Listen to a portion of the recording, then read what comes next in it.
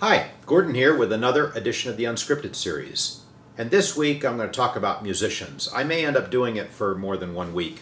We'll see. But we're asked quite a lot, actually, by you enthusiasts to talk about the musicians, the professional musicians that play our instruments. And I don't know if you're just fascinated about our dealings with them or how we got to work with them, but I'm going to touch on some of those things. And first of all, I'll say that in my mind, I kind of group them into the ukulele musicians, the people that play at ukulele festivals and that, are on kind of that circuit. And then we've got the other kind of mainstream musicians. So, very early on, we wanted to get our instruments into the hands of musicians that were at ukulele festivals. People like Victoria Vox, James Hill, Lil Rev, Gerald Ross, Brooke Adams, Craig Chee, Matt Dahlberg, could go on and on. There are many of them, and those are just a few off the top of my head. So we wanted to get our instruments into, those people's hands. And I think people assume, well, it's a price thing. If you give them away, the musicians will play anything. Well, it really is almost the opposite. Musicians, be they mainstream or ukulele, it doesn't matter. Professional musicians, the instrument is their instrument, and they're going to only play something that they love and are comfortable with. And, really, that is the key. And so one of the reasons we wanted to work with those musicians early on was to get feedback from them about what we could do to make our instrument better. So very early on, our first festival, if you look at it, the first instrument we produced was for a professional musician, Mo Dixon, who asked us to build him a ukulele.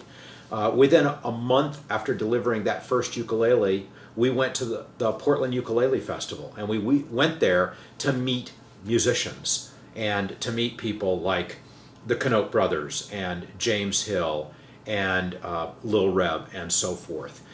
2 months after that, we went up to Langley and went to their ukulele festival. And one of the main reasons was we wanted to meet with James again, and we wanted to meet with Peter Luongo of the Langley Ukulele Association and Ensemble. And we did that because we knew we needed their help to help direct us toward making the best instrument possible. And I credit them, with that. And after that, we continued to go to ukulele festivals and to meet up with musicians and to get their feedback, and they liked the instruments and wanted to play them, and we were quite gratified by that. It's true when we first met Aaron, which was at one of the Uktoberfest festivals, and met with Danielle Ate the Sandwich in Denver, and so I think first and foremost, people say, well, why do these musicians play your instruments? I hope it's because they love the instrument, and we believe that by getting their direct feedback, we made a better and better instrument. But things then started to turn for us toward mainstream musicians, and I look back and I think what it was, if I'm not mistaken, was Victoria Vox introduced us to Ernie Halter. And Ernie is he's a mainstream musician, not on the ukulele circuit, is what I mean by that, and not showing up at ukulele festivals, and quite successful, and plays ukulele.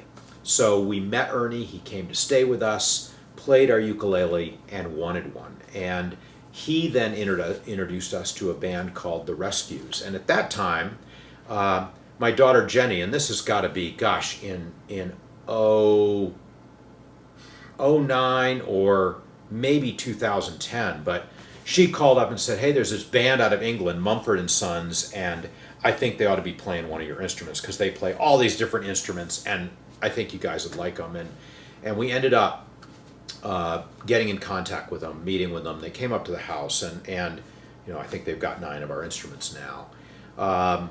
And that really, I think, got our mind going toward mainstream music, and the fact that the ukulele was at a point where, as we look at it, you don't need to be a ukulele artist the ukulele is like a mandolin or a banjo. It's an instrument that is used at a particular time and place that is suitable for a lead or for a certain song, what have you.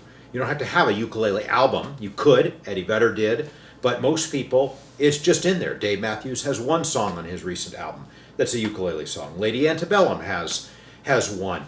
Mumford Sons on Babel, there's one lead on one song that's got the 6-string ukulele in it. So we like that. We think that that is part of the success of the instrument, that it's viewed as a tool and not, that it has to be solely used. But it really, I think that, then getting with Mumford Sons was a seminal event for us because it gave us the confidence that mainstream musicians would like our instruments. And it also gave us a set of people who were getting around a lot, liked us, and introduced us to even more people.